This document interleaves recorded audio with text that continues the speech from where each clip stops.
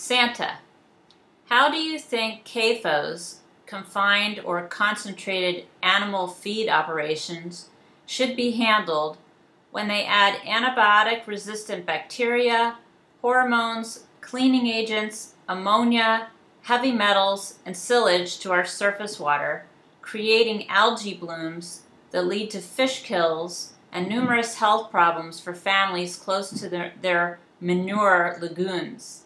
How would you recommend revamping animal farm operations?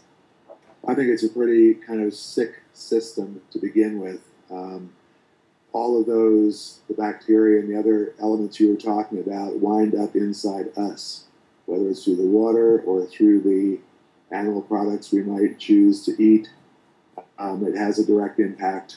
Some say indirect, but I think it's a direct impact on our own health. And to regulate the animal farming, as you sort of put it, I think each state sort of has to take control of that. And I don't see very many states stepping up to the plate to help the consumers in that regard. Also, there's an element where how the animals are treated. Instead of like the old American Indian way of asking for a blessing from the animal spirit if one's going to take an animal's life, and then being very appreciative that one is able to nourish themselves using that for food, we've lost that connection. And when I think we go through supermarkets and buy whatever we're buying, if they're animal products, I don't think it's very wholesome. That's my personal opinion. And I'm not sure the states are willing to step up and control the way animals are treated, the way they're slaughtered, and the way it goes to market. Assuming you're President of the United States, what would you do about it?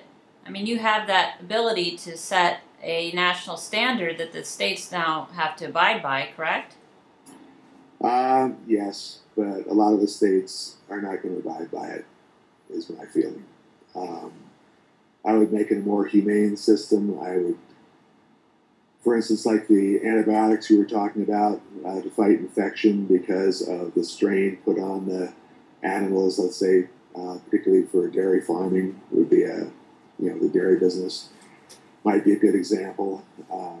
Some of these animals can't even stand up anymore because they're just being pumped for food, pumped for milk, pumped for whatever, and there's not much left of the animal spirit or anything, and that's what is being passed along to us to consume. And I think at the federal level, perhaps education would be the best route to go, letting people know what they're consuming. Okay.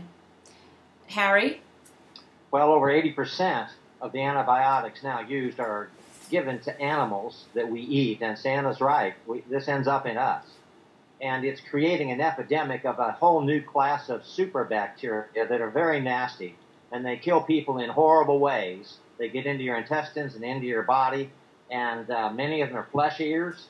This is a disaster we are creating, and they are completely immune to the antibiotics that we have. So we don't have anything in the arsenal to deal with this nightmare that's been created by an utter abysmal lack of regulations on how these animals are raised, how they're treated. They're worse than concentration camps. They're just utterly, they should be illegal. It's disgusting what we allow to take place in secret. Yeah, but a lot of these foods end up in, fast food establishments. And if you were to take away the CAFO organization from our agricultural system, what we would be left with would be either really expensive burgers, or we would have, for a while there, not enough food to put into the system. What would you suggest as a solution? I'll tell you what I would suggest. I would suggest that we listen to the scientists who are saying that every major food production system on the planet is now in trouble because we have ignored them for decades. We have climate change-induced droughts and floods, and catastrophic events are happening now on every continent in dealing with food and water consumption and production. So we have a major problem right now, and I would solve that problem by putting hydroponic, organic food production systems into every community, and I would hire those millions of unemployed people that we give money to every month and put them to work running them so that we produce the highest quality, pollution-free, poison-free food in the world and do it in a renewable, sustainable way. And since the private sector has not seen fit to do agriculture in that way, they should not be allowed to continue with what they're doing, which is poisoning our land and our own people. It's disgusting what we allow to happen. We'll talk about that a little bit later, if you too. get control of this, every bite you take, you're poisoning you and your family. The food we now have in the supermarkets is not fit to eat. Okay, JL, we want to talk about CAFOs again? Yes, no, I have to agree with the fish farms, etc., that Kerry was referring to in the communities. Excuse me, communities. That's not a bad idea. The federal government really cannot regulate the states on this type of a system. However, we can control the lobbyists and the pork industry, which is actually the same industry that rules and runs the Congress. They run the entire gambit of food industry. What's that? Herman Cain was a big lobbyist for them, and that corrupt man's now running around with free Texas money, touting 999 or whatever he's doing nowadays. But he's corrupt. Anyone connected with the pork industry is a threat to the national security of America, or the United States. You can't call it America if you're in the government.